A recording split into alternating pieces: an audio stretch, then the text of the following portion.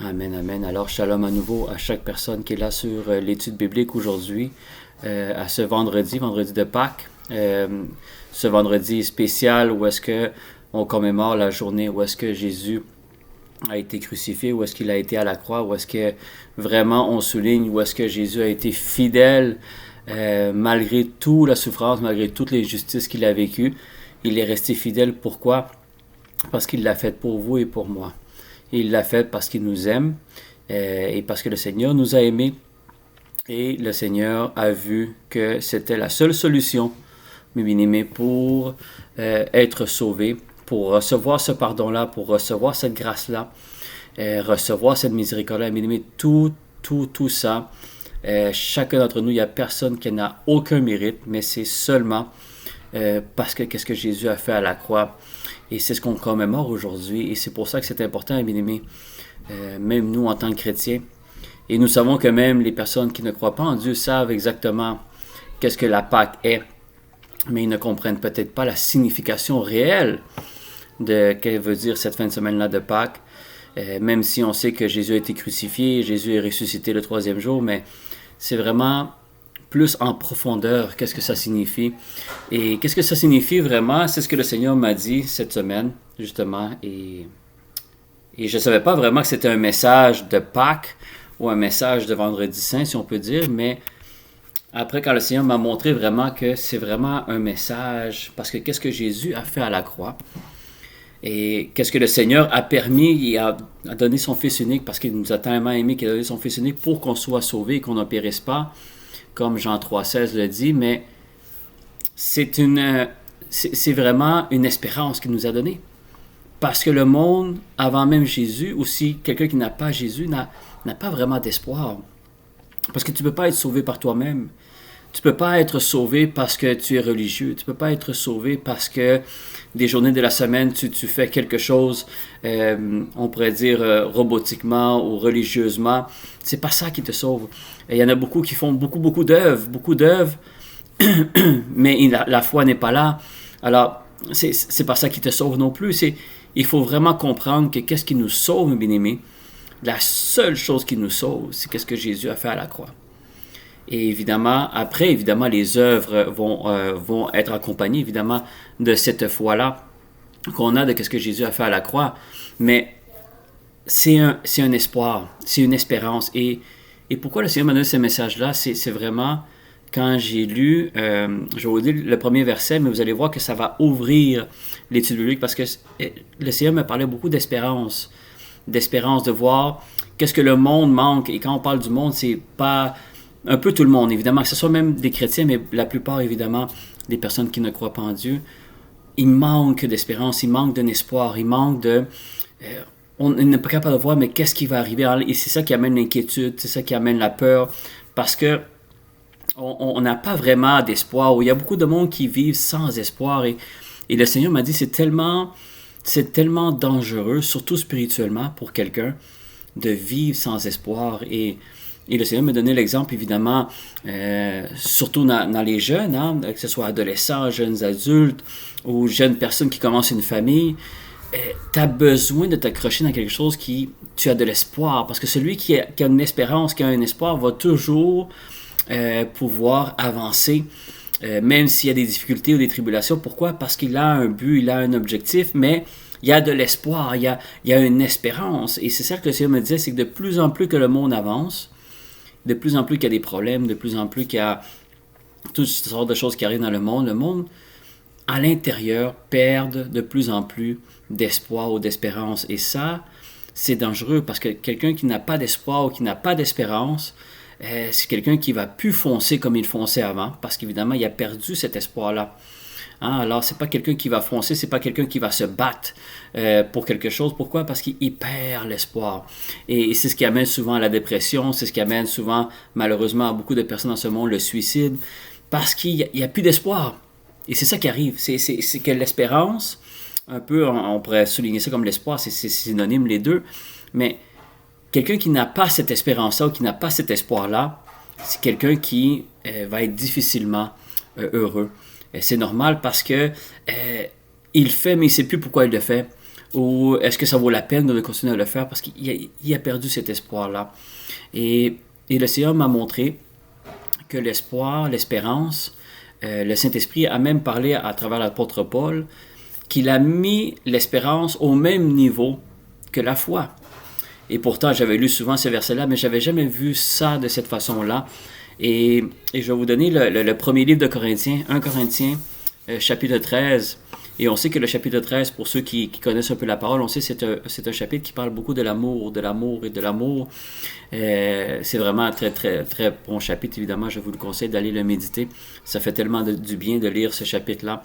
Le premier livre de Corinthiens, chapitre 13. Mais on va juste lire, évidemment, qui est le dernier verset, le verset 13, qui dit « Maintenant donc, ces trois choses demeurent, la foi, l'espérance et la charité. » Là, évidemment, ça c'est la version Louis II, mais dans la plupart des autres versions, au lieu d'être charité, c'est l'amour. Alors, parce qu'il parle vraiment de l'amour, et c'est là qu'il dit, mais la plus grande de ces choses, c'est la charité. Alors, c'est l'amour. Alors, évidemment, le Saint-Esprit, à travers l'apôtre Paul, met vraiment l'amour au-dessus de toute autre chose, parce qu'évidemment, tout est fait basé à l'amour, qu'est-ce qui est dans la parole de Dieu.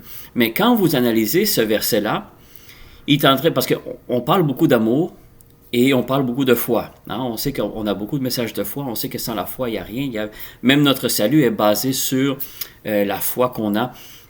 Mais l'apôtre Paul, évidemment, inspiré du Saint-Esprit, est en train de mettre l'espérance au même niveau que la foi.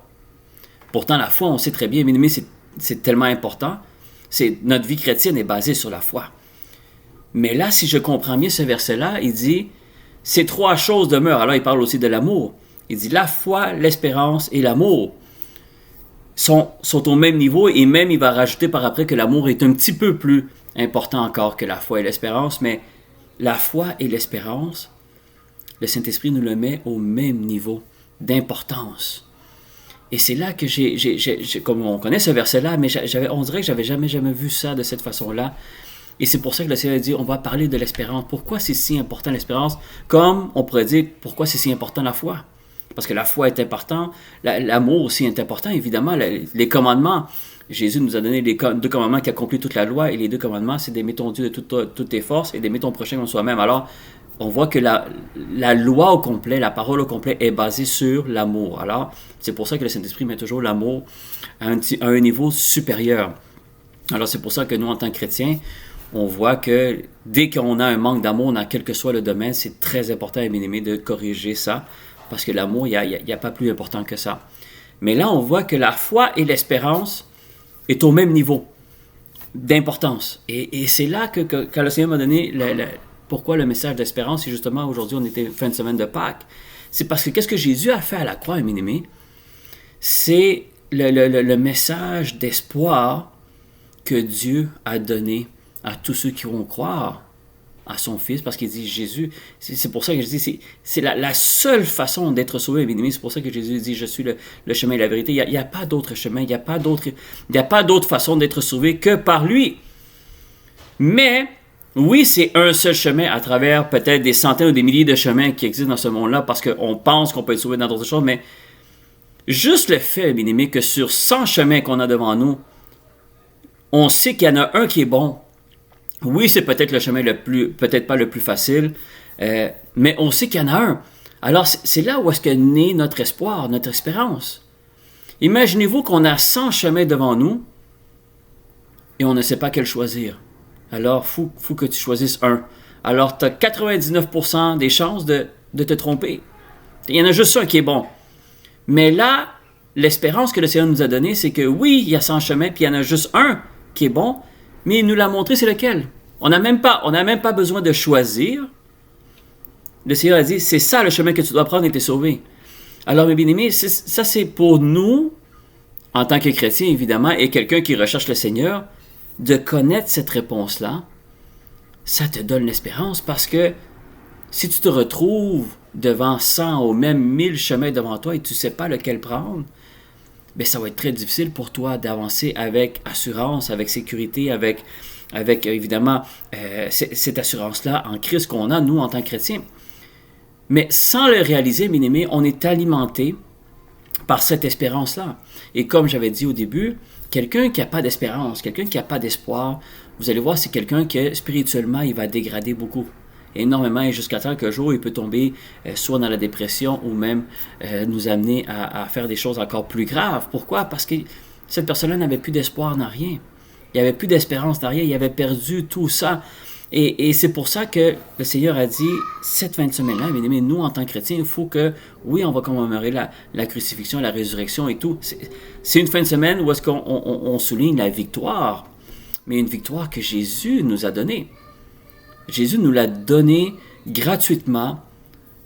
On était pécheurs, on était dans le monde, on était des ennemis de Dieu, et Jésus a fait ça pareil pour nous. Même s'il n'y avait pas tout le monde qui allait croire en lui, il l'a fait pareil, parce qu'il veut donner l'opportunité à tout le monde de pouvoir être sauvé. Et ça, mes amis, nous, en tant que tel, il faut s'assurer de ne pas s'habituer trop à ça et de toujours... C'est pour ça que je disais plus tôt, il ne faut pas juste fêter ça la fin de semaine de Pâques. C'est à tous les jours de notre vie. On devrait être reconnaissant pour ce que Jésus a fait à la croix. Mais parce que ça nous donne une espérance. Et on va le voir après... Comment le Seigneur m'a amené à ce message-là? Pourquoi l'espérance a autant d'importance que la foi? Pourtant, la foi, quand on se fie à ce qui est écrit dans la parole de Dieu et comment beaucoup d'hommes et de femmes de Dieu prêchent sur la foi, on sait que c'est quelque chose qui est tellement important, la foi. Mais là, le Saint-Esprit nous met la foi et l'espérance au même niveau d'importance. C'est ça qu'il faut comprendre.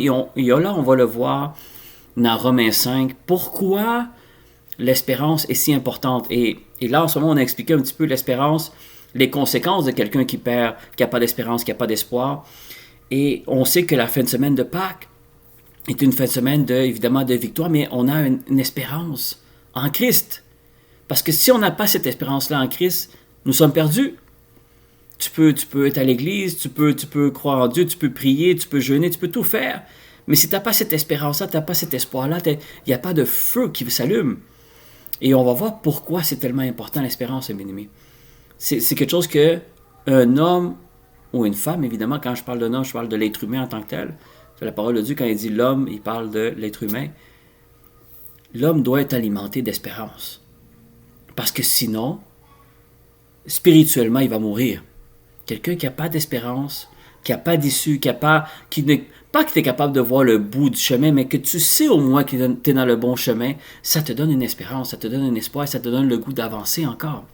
Comme j'avais dit tantôt, là, Jésus nous a dit « Je suis le chemin, je suis la vérité ». Alors, il sait qu'il va y avoir des centaines ou des milliers de chemins devant nous, mais là, on n'a pas besoin de choisir. Il nous a dit c'est quel chemin qu'il faut prendre. Alors, déjà là, on n'a pas besoin de se casser la tête qui dit la vérité. On sait que c'est ça le chemin de la vérité. Alors, ça, bien aimé, c'est pas tout le monde qui a ça. Et c'est ça qu'il faut réaliser qu'aujourd'hui, qu'est-ce que Jésus a fait à la croix? C'est ça, c'est nous montrer que c'est la seule façon que ton âme peut être sauvée. C'est par ce chemin-là. Et c'est ce que Jésus a fait, évidemment, cette fin de semaine-là, il y a à peu près 2000 ans. Mais là, on va voir pourquoi l'espérance est aussi importante que la foi. Et c'est dans la réponse que Jésus m'a donnée dans Romains 5. On va lire les 5 premiers chapitres. Alors, on va parler, les 5 premiers versets exactement. C'est Romains 5, chapitre, versets 1 à 5. Alors, c'est Romains, le chapitre 5, versets 1 à 5. Et c'est là où est-ce que le Seigneur m'a donné la réponse. Pourquoi l'espérance est tellement importante. L'espérance en Christ est tellement importante, bien aimé. Et que, évidemment, toute personne en a besoin, mais beaucoup de chrétiens aussi ont besoin de se rappeler de cette espérance-là. Pourquoi l'apôtre Paul, l'Esprit du Saint-Esprit, nous a mis la foi et l'espérance au même niveau d'importance? On va le voir maintenant. Alors, je vais le lire pour vous. Romains 5, versets 1 à 5. Étant donc justifiés par la foi, alors on sait, vous voyez que la foi, c'est par la foi que nous sommes justifiés, évidemment, parce que le Seigneur a fait, mais il faut y croire, évidemment, et c'est là où est-ce que vient la foi. Il dit, nous avons la paix avec Dieu par notre Seigneur Jésus-Christ. Alors, évidemment, c'est de la foi de croire que ça, c'est le seul chemin, et c'est cette paix-là que le Seigneur nous donne en Jésus-Christ. Regardez le 2e verset, il dit, à qui nous devons d'avoir eu par la foi accès à cette grâce, dans laquelle nous demeurons fermes, et nous nous glorifions dans l'espérance de la gloire de Dieu. Alors, voyez le verset 2, on sait que cette grâce-là qu'on a reçue, alors le salut qu'on reçoit, doit être appuyé sur la foi. Alors, c'est pour ça que je dis la foi est tellement importante, bien aimé, que même notre salut, même la grâce qu'on reçoit, dépend de notre foi. Mais il dit, c'est ce qui va nous faire demeurer fermes, et après, nous nous glorifions, mais dans l'espérance. Alors là, c'est là que le premier mot, espérance, arrive, de la gloire de Dieu. Alors, évidemment, qu'est-ce qu'est la crucifixion? Qu'est-ce qu'est la résurrection? C'est la gloire de Dieu. C'est l'espérance que le Seigneur nous a donnée, qu'on a une façon d'être sauvé. C'est vraiment grand. Des fois, on cherche l'espérance dans les problèmes qu'on a, et oui, on veut avoir l'issue de nos problèmes, mais bien aimé, le problème le plus important qu'on avait avant de connaître Jésus, c'est que notre âme, sans avoir la repentance, sans avoir le sang de Jésus, s'en allait directement en enfer. Mais bien aimé, il n'y a pas plus gros problème dans le monde que ce problème-là. C'est le problème le plus grave que n'importe quel être humain doit affronter. Mais la solution nous a été donnée par grâce. C'est qu'est-ce que Jésus a fait à la croix. Et avec sa résurrection et tout. Et c'est ça l'espérance de la gloire de Dieu. Et, excusez-moi 2 petites secondes, je vais juste fermer ça ici. Alors, et regardez le verset 3. Il dit, bien plus. Alors, il y a encore plus que ça. Il dit, nous nous glorifions même des afflictions. Alors, évidemment, de quoi? Des tribulations, des difficultés que nous vivons. Alors, il dit, il faut même se glorifier dans ces moments-là, sachant que l'affliction produit la persévérance. Alors, évidemment, quelqu'un ne peut pas persévérer s'il ne vit pas de difficultés, parce que sinon, il n'existerait pas le mot persévérance. La persévérance est là sur quand le chemin n'est pas facile, quand tout est pas de la même façon que nous on veut. Il faut que, des fois, on ne comprend pas tout ce qui arrive. Tu dois persévérer. Mais comment c'est quoi le niveau de persévérance de quelqu'un par rapport à comment il va persévérer dans son problème? Il y a des personnes qui vont persévérer plus que d'autres. Pourtant, des fois, c'est des problèmes pareils ou semblables. Mais qu'est-ce qui fait en sorte que quelqu'un va persévérer plus qu'un autre ou qui va persévérer moins que quelqu'un d'autre? Regardez qu'est-ce qu'il dit. La persévérance, la victoire dans l'épreuve. Alors, sachant que l'affliction produit la persévérance, la victoire dans l'épreuve, à cette victoire, l'espérance.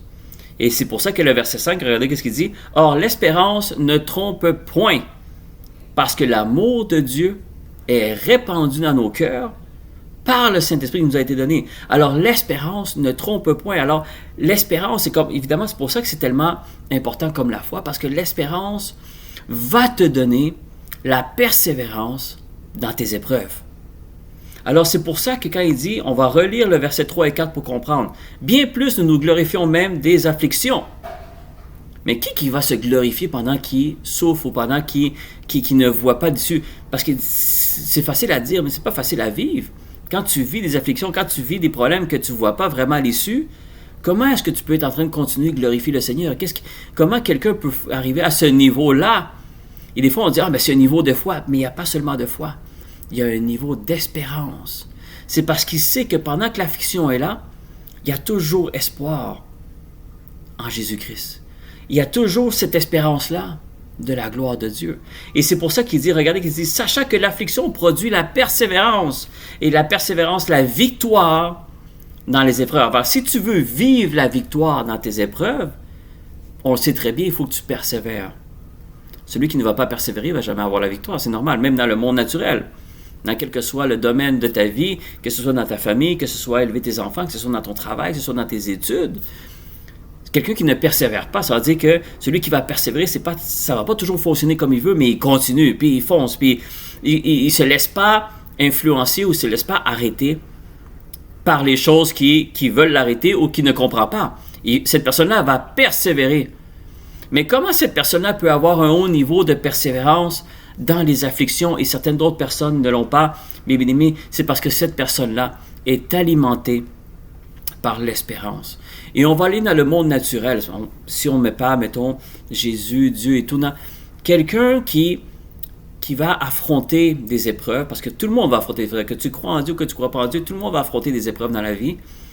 Et tout le monde peut persévérer, mais la personne qui va persévérer, c'est la personne qui a toujours espoir, qui est dans le bon chemin, qui est dans la bonne direction, puis qu'il a la capacité de passer à travers. C'est pour ça qu'on peut parler d'un athlète, on peut parler d'un étudiant, on peut parler de quelqu'un qui cherche une promotion dans son travail. Il va persévérer. Il va persévérer. Pourquoi? Parce qu'il croit en ses capacités. Il croit à ce qu'il est capable de faire, mais tout ce qui arrive alentour de lui, que ce soit des critiques de personnes, que ce soit n'importe quoi, ou que des statistiques qui vont dire non, cette personne-là n'est pas influencée de ces choses-là. Pourquoi? Parce qu'il a espoir.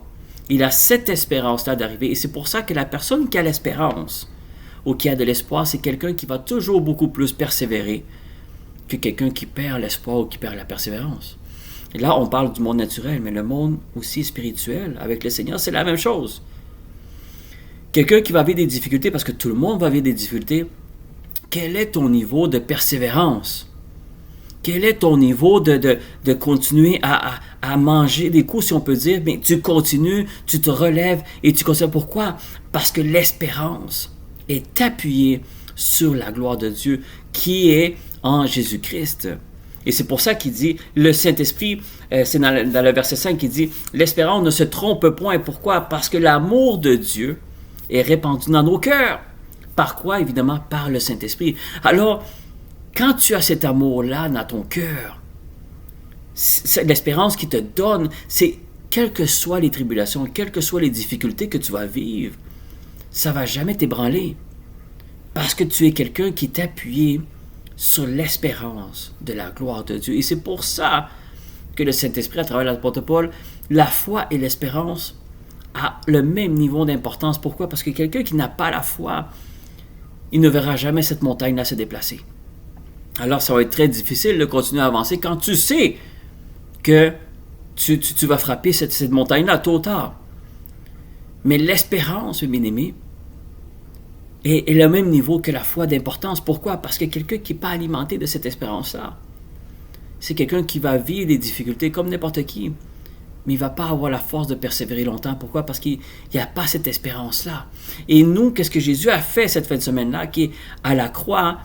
Il nous donne une espérance que malgré les difficultés, malgré que l'ennemi va tout faire pour nous arrêter, nous, on est accrochés sur quoi? Sur cette espérance-là, parce qu'on voit qu'est-ce que Jésus a fait à la croix. C'est qu'il nous a donné ce chemin-là, mes bien-aimés, d'être sauvés. Et si aujourd'hui tu m'entends, et tu entends ce message-là du Seigneur, c'est parce qu'aujourd'hui tu respires encore. Et si aujourd'hui tu respires encore, c'est parce que tu as toujours l'opportunité encore de prendre ce chemin-là. Tu as encore l'opportunité. Et ça, c'est le meilleur espoir que le Seigneur a pu donner à l'humanité. Le meilleur acte d'amour que l'homme n'a jamais connu. Mais c'est la plus grande espérance que l'être humain peut avoir. Parce que tu ne peux pas t'appuyer sur qu'est-ce que le monde te dise tout le temps, ou qu'est-ce que les gouvernements... Même s'ils font tout leur travail qu'ils peuvent, il ne faut pas oublier, ces personnes-là sont tous limitées, sont tous des êtres humains, puis même eux, ils ont besoin d'être alimentés d'espoir et d'espérance.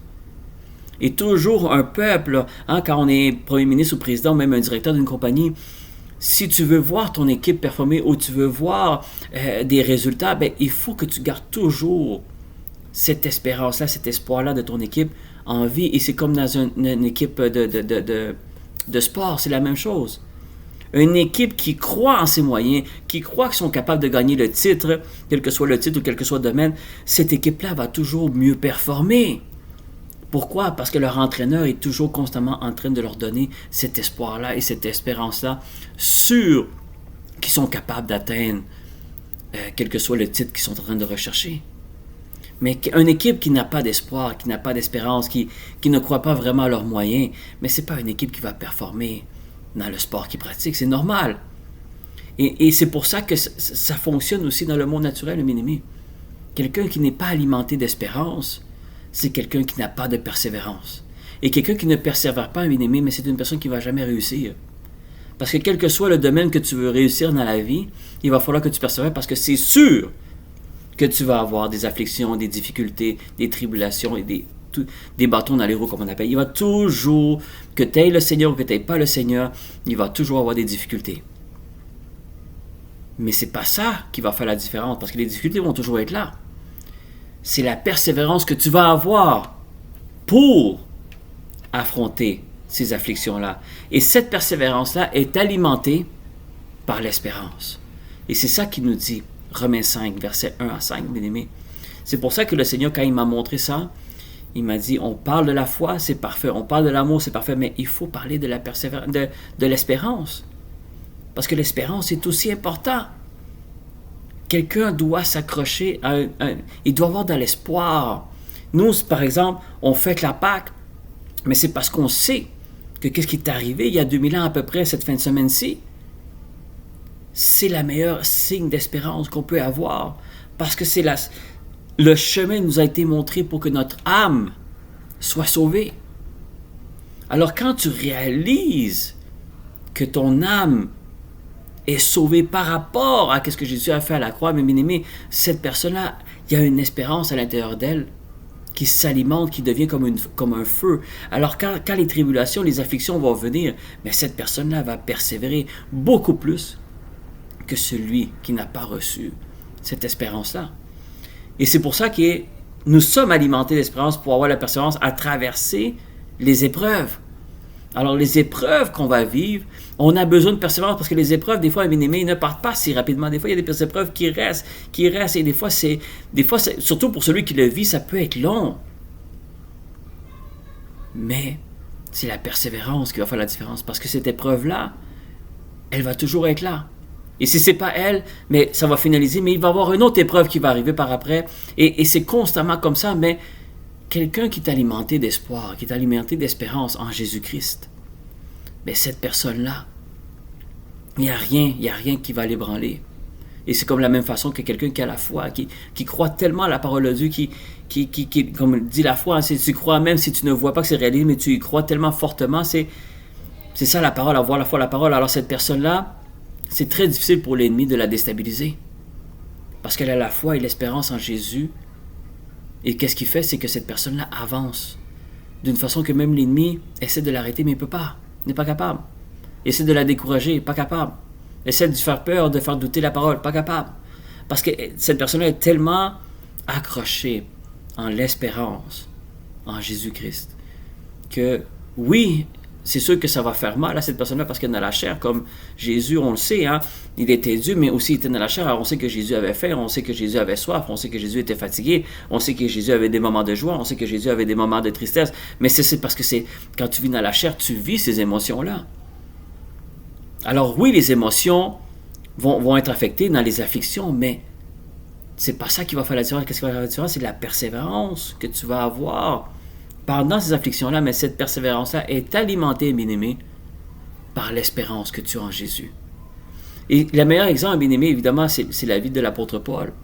Hein, on sait que depuis qu'il a donné sa vie au Seigneur, il a vécu quelques années, si on pourrait dire, à pouvoir prêcher la parole, à pouvoir bâtir des églises, mais après le restant de sa vie, sa vie chrétienne, il l'a passé en prison.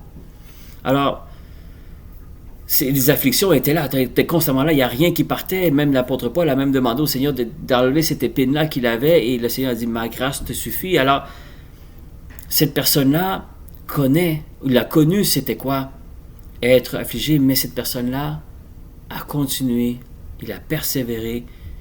Et pourquoi? Parce que son espoir n'était pas dans le monde naturel. Son espoir était en Jésus-Christ.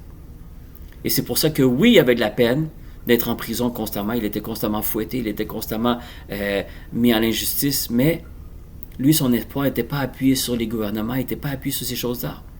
Son espérance était appuyée sur Jésus-Christ.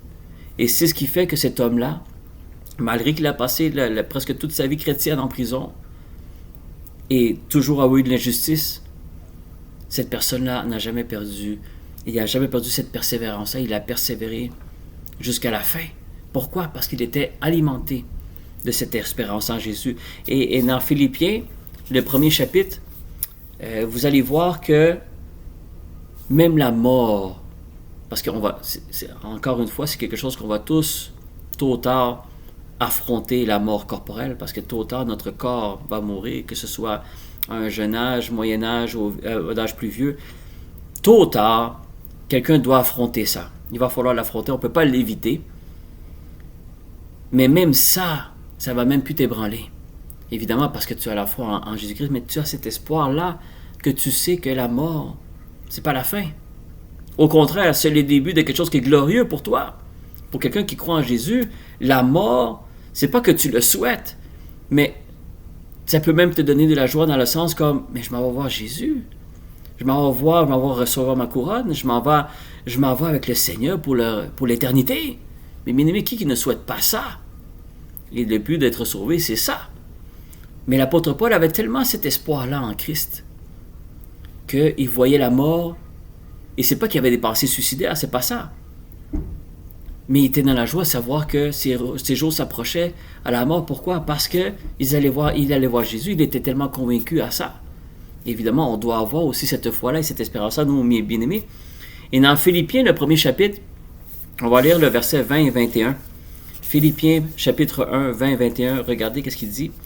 Il dit, « Selon ma ferme attente et mon espérance », encore une fois, il parle de l'espérance, « que je n'aurai honte de rien, mais que maintenant, comme toujours, Christ sera glorifié dans mon corps avec une pleine assurance. » Alors, l'espérance et la foi, c'est une pleine assurance. C'est que la foi, c'est une assurance.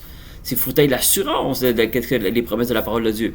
Il dit, soit par ma vie, soit par ma mort, car Christ est ma vie. Et regardez ce qu'il dit après, et la mort m'est un gain. Alors, vous voyez, c'est pas quelqu'un qui va chercher à s'enlever la vie, qui va dire ça. C'est juste le côté, c'est qu'il sait que la mort va venir. Chacun d'entre nous, lui, il savait, tôt ou tard, on doit tous affronter ça.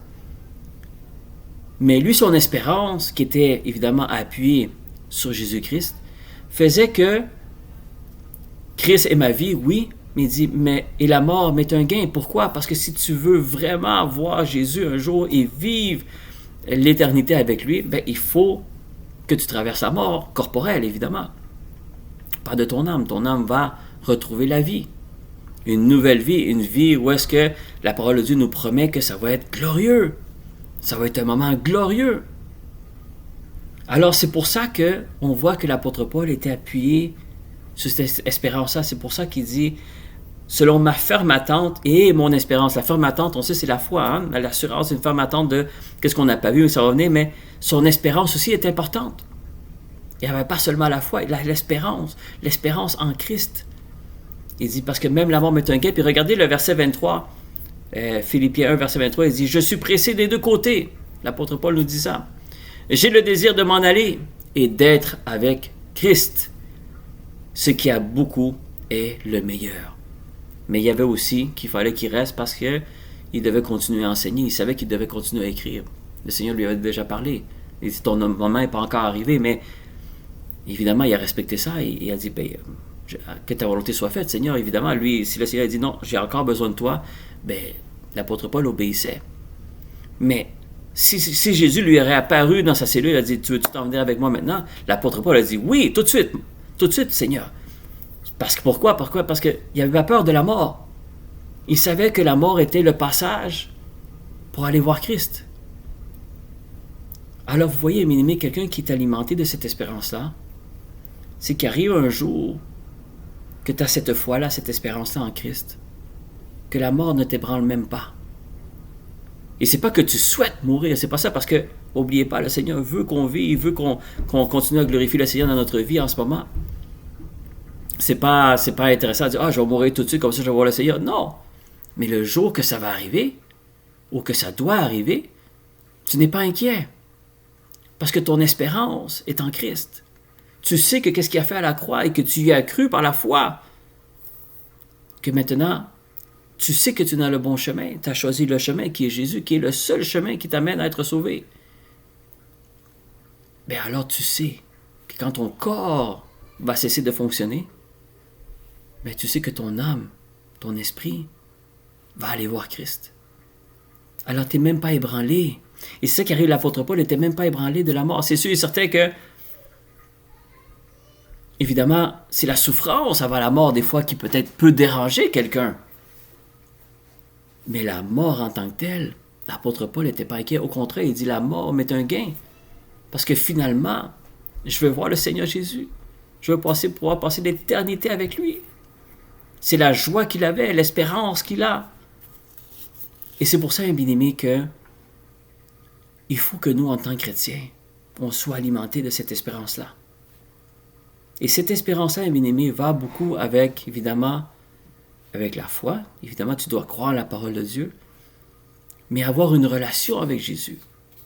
Avoir une relation, ça veut dire de comprendre la parole, de vouloir chercher à le connaître plus. Pourquoi? Parce que les afflictions vont être là, bien-aimé.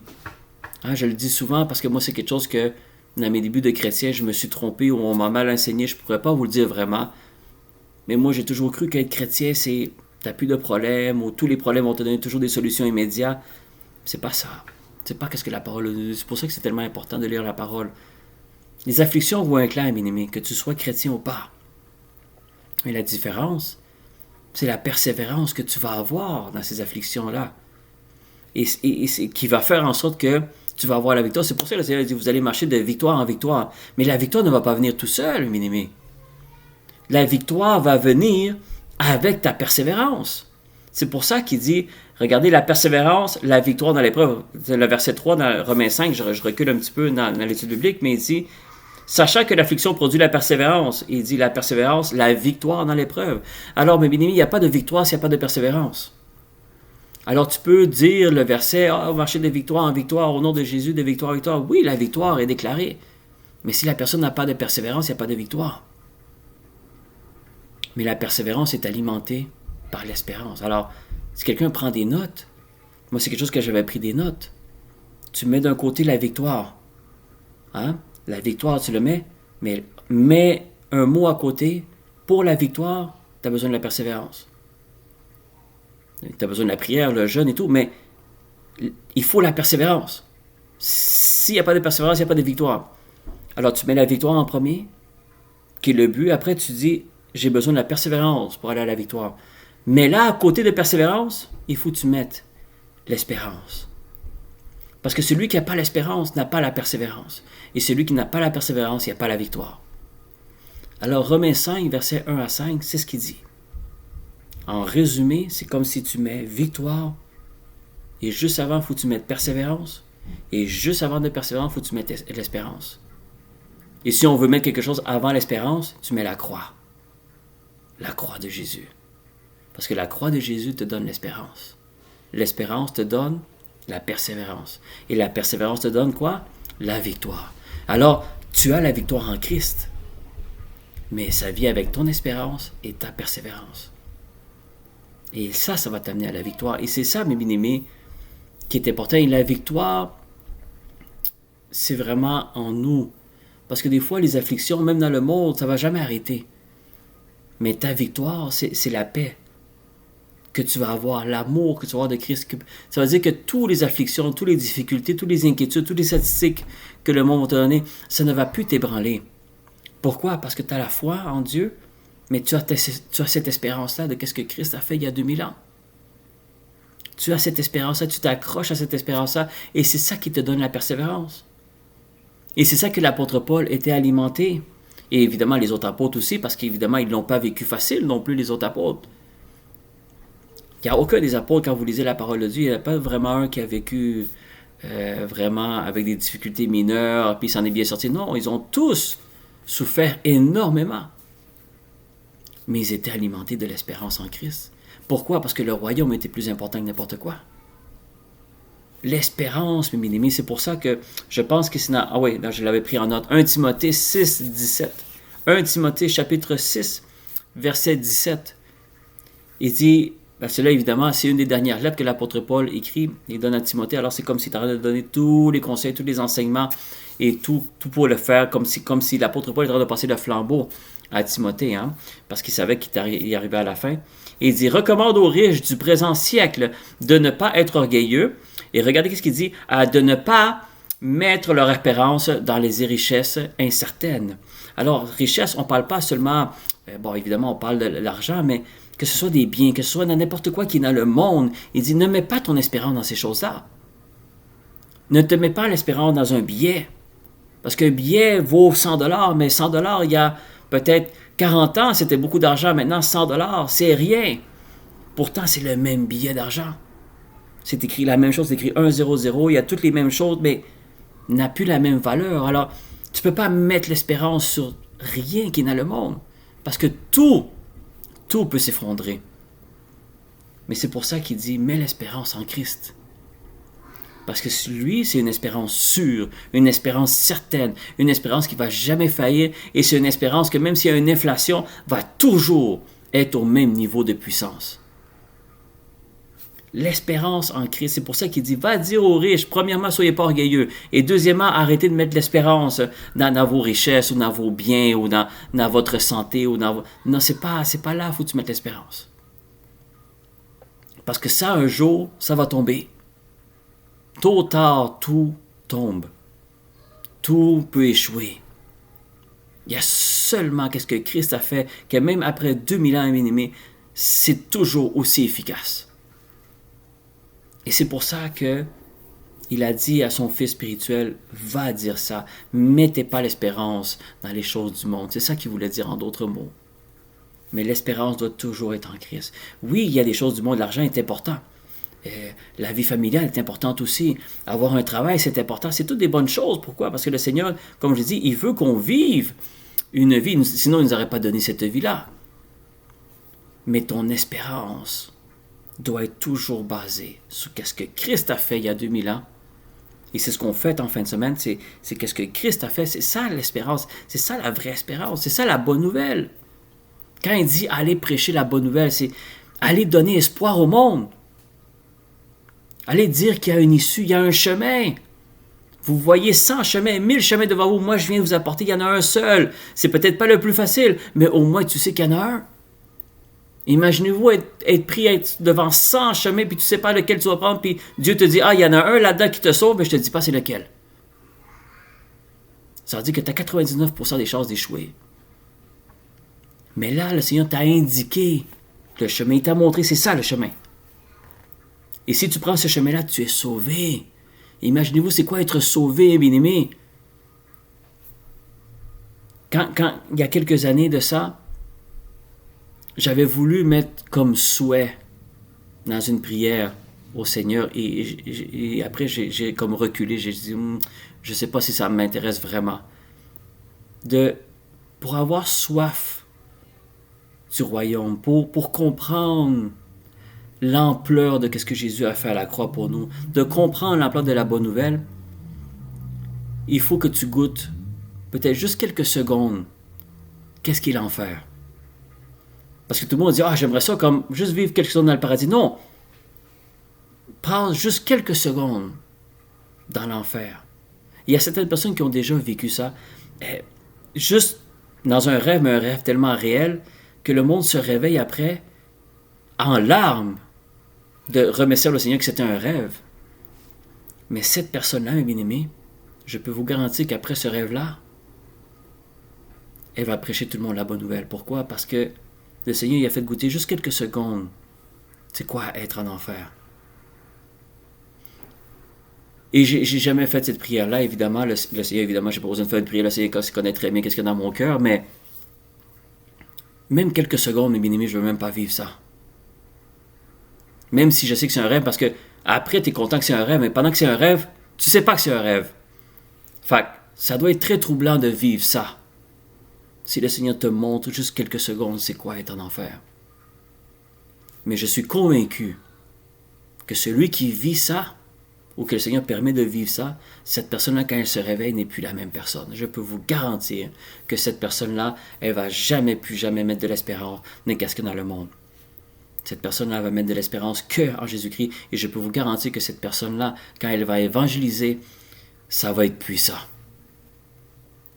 Parce qu'elle ne souhaitera jamais, même à son pire ennemi, elle ne souhaitera pas qu'elle vive ça pour l'éternité.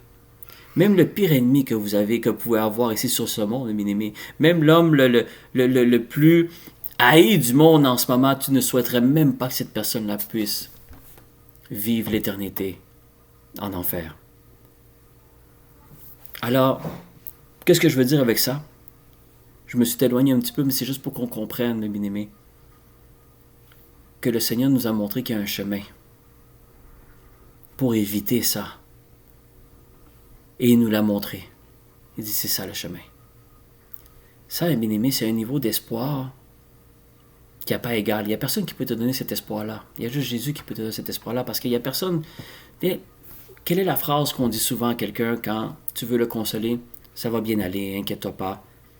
Et c'est bien, ça fait du bien d'entendre ça, mais la personne qui souffre, elle sait dans son cœur que la personne qui est à côté d'elle est en train de la consoler, mais elle ne sait pas vraiment si ça va bien aller. Alors, mais même si l'autre personne elle a toutes les meilleures intentions de vouloir la consoler, mais il y a juste une personne qui sait si ça va bien aller ou pas, c'est Jésus-Christ. Et cette personne-là a besoin que Jésus lui dise « Ne t'inquiète pas ». Parce que ce que tu vis là en ce moment, tu vas avoir la victoire, mais il y a quelque chose de beaucoup plus important qui t'attend plus loin. Et quelqu'un qui vit dans cet espoir-là, un bien-aimé, qu'il sait que même s'il lui reste 20 ans, 40 ans, 60 ans à vivre, c'est rien à comparer à l'éternité. Alors cette personne-là, comme l'apôtre Paul, était attaché à cet espoir-là, il dit, pour moi la mort est un gain parce que je vais voir Christ. Finalement, je vais arrêter de souffrir. Parce que cette personne-là souffrait constamment. Être en prison, là, et surtout dans ces temps-là, et tout ce qu'il vivait, je pense que je ne connais pas trop l'histoire par cœur, je pourrais pas vous dire, je n'ai pas étudié énormément, mais il devait se faire fouetter assez souvent. Il devait passer beaucoup de temps dans la faim, dans la soif, des hydratations, mal de tête, mal de tous les douleurs corporelles. Cette personne-là devait être constamment, corporellement en train de souffrir. C'est pour ça que c'est pas qu'il y avait des pensées suicidaires, c'est juste qu'il savait qu'après la mort, il allait être avec Christ et que la souffrance était finie. Mais cette personne-là a persévéré pendant des années à vivre cette souffrance-là. Et à faire ce que le Seigneur lui demandait de faire, parce qu'il a dit continue à écrire, continue à écrire ça. Il a tout écrit, il a tout obéi. Mais parce que cette personne-là était alimentée d'une espérance de tellement haut niveau que ça l'a reflété dans sa persévérance. C'est pour ça que le niveau de ta persévérance va toujours être mesuré avec ton niveau d'espérance que tu as. La personne a un gros niveau d'espérance en Christ, mais son niveau de persévérance va être aussi haut. Les deux vont monter et descendre à la même égalité. Si ton espérance descend, ta persévérance va descendre en même temps. Mais si ton espérance monte, ta persévérance va monter. C'est comme la foi et la paix. C'est ce que le Seigneur m'a montré. Il dit, ta paix augmente, ta foi va augmenter. Si ta paix diminue, ta foi va diminuer. Parce que tu ne peux pas avoir la foi et pas avoir la paix. Un se complète avec l'autre. C'est pour ça que Jésus nous dit tellement souvent, ne vous inquiétez pas, ne vous inquiétez pas. Combien de fois que Jésus disait ça? Parce qu'il savait que l'inquiétude va faire diminuer ta foi. Mais là, la même façon, bien-aimé, que ta persévérance va diminuer si ton espérance diminue. Et on a besoin de cette espérance-là. Et c'est pour ça qu'on va finaliser avec deux derniers versets. C'est dans Éphésiens, chapitre 2, versets 12 et 13. Éphésiens 2, chapitre 12 et 13. Regardez, il dit, souvenez-vous. Il dit, il faut se souvenir. Pas seulement à Pâques. À tous les jours de ta vie, il faut que tu te souviennes de ça. Principalement, peut-être à Pâques, ça te fait rappeler ça, mais ça te fait rappeler qu'à tous les jours, on doit se souvenir ça. Écoutez, qu'est-ce qu'il dit. Souvenez-vous que vous étiez en ces temps-là sans Christ. Parce qu'oubliez pas, quand Christ était à la croix, il a fait tout ça et, bon, évidemment, nous, on n'existait pas corporellement, mais même en vivant, Jésus avait déjà donné ce salut-là, puis nous, on était encore dans le monde, on était dans le péché. C'est pour ça qu'il dit, souviens-toi de ça, que dans ce temps-là, sans Christ, privé du droit de citer en Israël, c'est-à-dire tu es privé de la promesse de Dieu. Étranger aux alliances de la promesse, c'est-à-dire que si tu n'étais pas juif, avant Jésus, il n'y a rien que tu peux faire. I'm sorry, mais tu n'es pas sauvé. Alors tu es étranger aux alliances de la promesse, tu n'avais aucun droit à la cité d'Israël. Alors évidemment, c'est comme dans le naturel, mais c'est dans le spirituel qu'il veut nous parler. Et regardez ce qu'il dit après, sans espérance. Quand tu n'as pas Christ, tu n'as aucune espérance. Et en plus, il te dit, sans Dieu dans le monde. Parce que tu n'avais pas le Seigneur. Tu étais dans le péché, tu étais ennemi de Dieu. Mais regardez ce qu'il dit après, mais maintenant. C'est pour ça que je dis, il faut se souvenir ça à tous les jours. Mais maintenant, en Jésus-Christ, vous qui étiez jadis éloignés, ou on pourrait dire vous étiez ennemis de Dieu, vous avez été rapprochés par le sang de Christ. Mais bien aimé, vous avez la puissance de ces deux versets-là. Quand j'ai lu ces deux versets-là, bien aimé, ça m'avait donné des frissons. Parce que ça m'a ramené à ce que je faisais avant d'être chrétien, bien aimé. Et Christ est allé à la croix pareil pour moi. Et pour vous aussi. Mais là, c'est comme si ça me parlait à moi, bien aimé. Il dit, à tous les jours, souviens-toi de ça. Que pendant que tu étais dans le péché, pendant que tu étais privé du droit de la cité d'Israël, tu étais étranger aux alliances de la promesse, tu étais sans espérance, tu n'avais pas Dieu. En résumé, tu étais perdu. Christ avait fait ça à la croix. Il l'avait fait pareil pour toi et pour moi. Et c'est pour ça qu'il dit, jadis tu étais éloigné, mais vous avez été rapprochés par une seule et unique raison, c'est par le sang de Christ qui a été versé à la croix il y a 2000 ans, bien aimé. C'est pour ça que l'apôtre Paul dit ça. Évidemment, c'est le Saint-Esprit qui lui dit d'écrire, mais il dit, souviens-toi de ça. Là, on se le souvient maintenant en fin de semaine parce que c'est Pâques.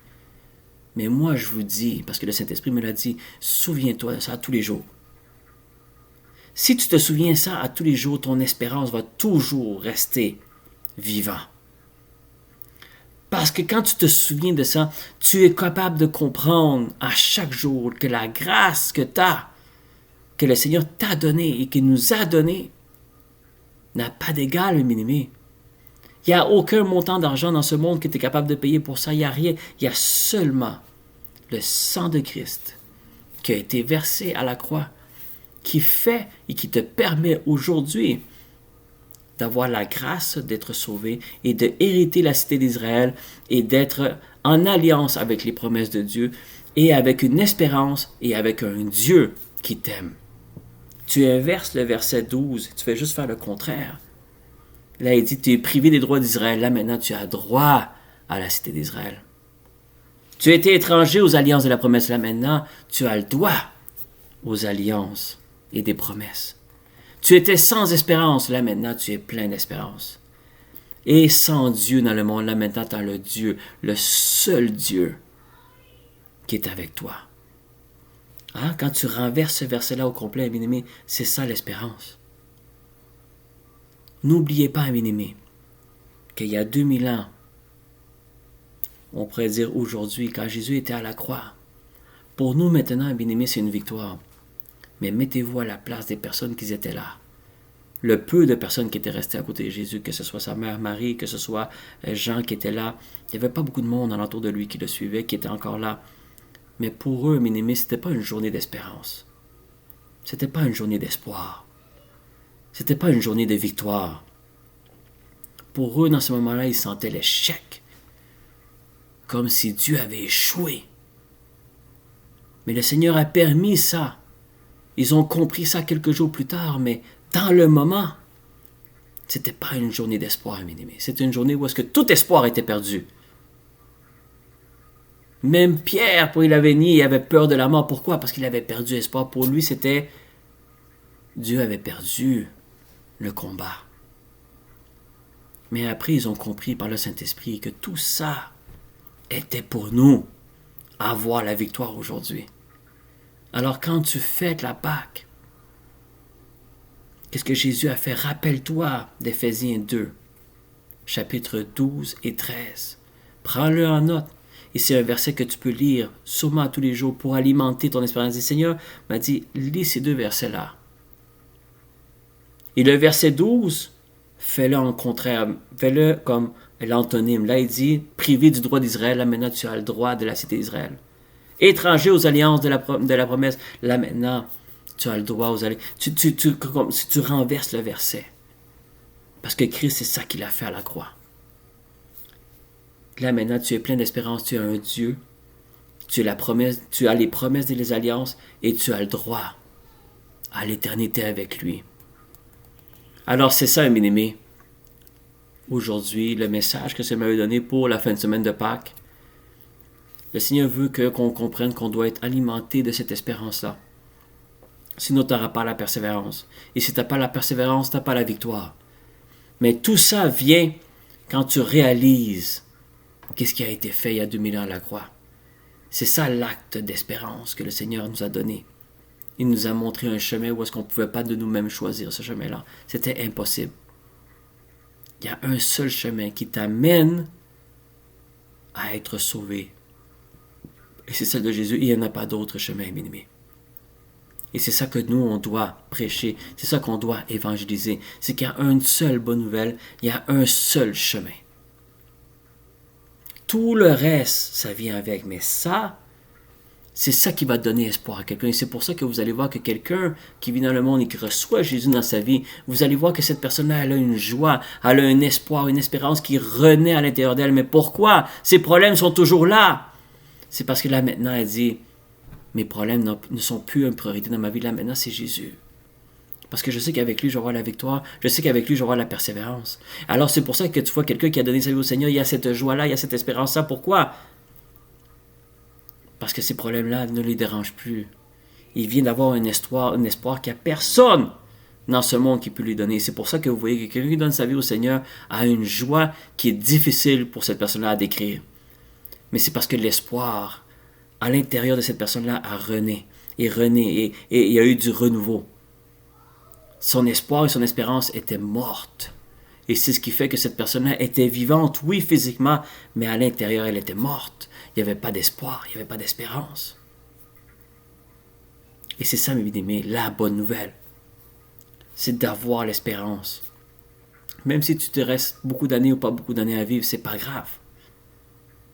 C'est l'important, c'est d'être alimenté de cette espérance-là. Et c'est ce qui va te faire persévérer. Et c'est ce qui va t'amener de victoire en victoire. Et c'est ce qui va te faire qu'un jour, quand la mort va venir, tu ne seras pas ébranlé, tu ne seras pas inquiet et tu ne seras pas agité. Peut-être au contraire, tu vas peut-être avoir une joie à l'intérieur de toi. Parce que tu sais que dans quelques moments, dans pas long, je vais voir Jésus.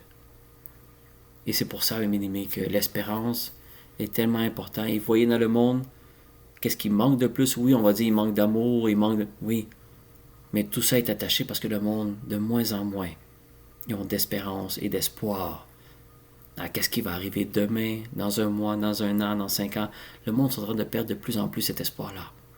Et c'est ce qui fait de plus en plus le monde où ils vont au travail, ils ont leur famille et tout, mais à l'intérieur, il y a quelque chose qui est mort.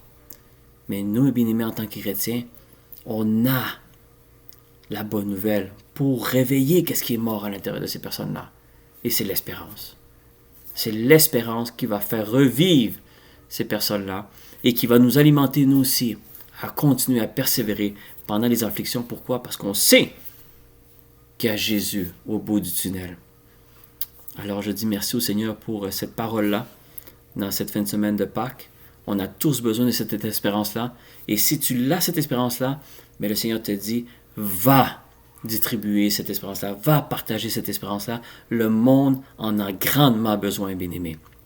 Alors je demande que le Seigneur vous bénisse abondamment et que la parole puisse avoir tombé sur une bonne terre dans vos cœurs aujourd'hui, dans cette fin de semaine de Pâques. Alors je vous souhaite encore joyeuse Pâques et passez une bonne fin de semaine dans le Seigneur. Amen.